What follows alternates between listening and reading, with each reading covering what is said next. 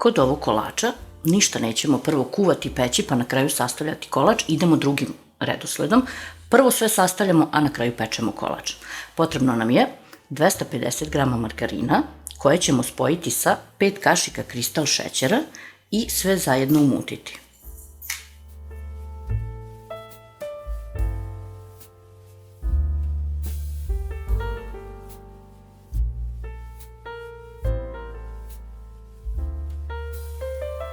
Dodajemo zatim 4 žumanca i opet sve zajedno mutimo.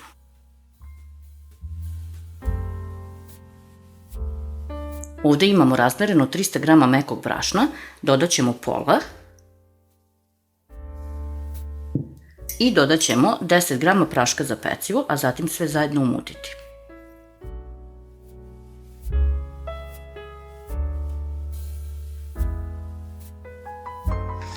Dodajemo opet malo brašna i nastavljamo sa mućenjem. Brašno dodajemo sve dok je mućenje moguće. Pošto smo utrošili svih 300 g brašna, dodajemo još 50, ali mesimo testo. Sad zašto sam ja njih razdvojila? Razdvojila sam iz razloga što nekome će možda trebati 300 g, a nekome 350, zavisno da li koristi maslac ili margarin i koliko krupna su jaja.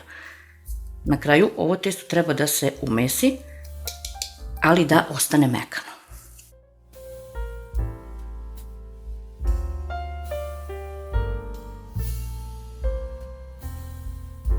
Znači, utrošila sam svih 350 g brašna. Kod mene su jaja bila neka L klasa. Ako budu krupnije, znači domaća, potrošit ćete i 400 g. Testo treba da ostane ovako mekano.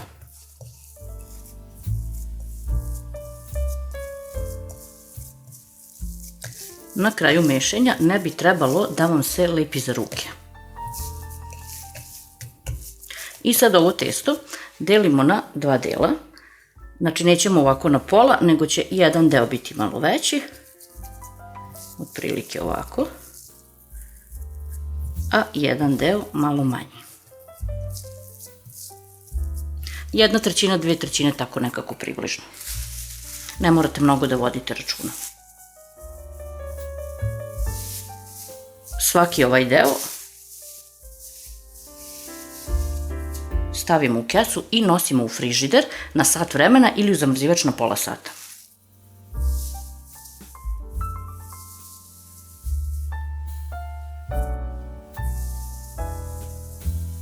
Nakon 30 minuta u zamrzivaču ili sat vremena u frižideru vadimo testo na brašnom posutu površinu i oblikujemo ga rukom.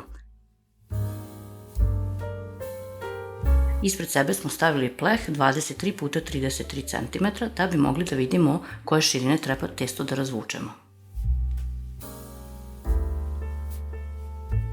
Pošto smo testo oblikovali, sklanjamo ga, posipamo brašnom i vraćamo testo, a zatim posipamo i od gore i okladijom razvlačimo na širinu pleha.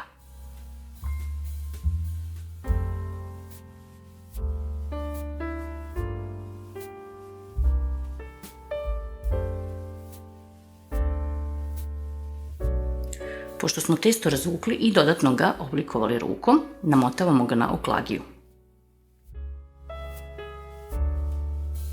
Ukoliko vam se malo raspada ili vam se zalepi, slobodno vratite, sve ćete to u plehu posle popraviti. Odmotavamo sa oklagije i naravno popravljamo u plehu. Ukoliko vam je ostala ova ivica, slobodno je ostavite, bolje će držati fil. I ukoliko znate da radite sa mekanim testom, ne morate da držite u frižideru, već odmah možete da razvlačite. Ostalo nam je još da napravimo nadev. Za nadev mutimo 4 belanca uz postepeno dodavanje 7 kašika šećera.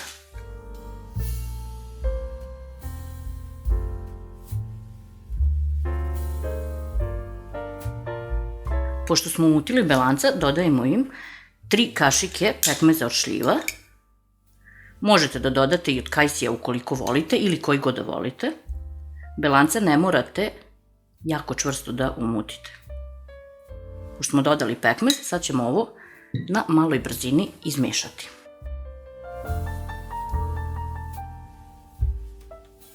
Dodajemo zatim 200 g mlevenih oraha i opet sve zajedno mutimo. Još sve malo promešamo spatulom i nadev nam je gotov. Ceo ovaj nadev istresamo preko korice.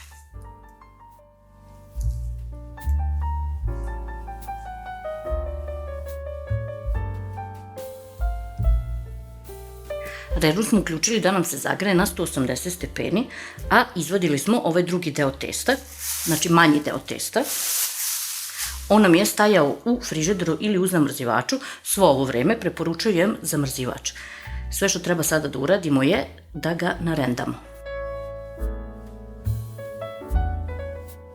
Što je ovo testo tvrđe, to ćete ga lakše narendati.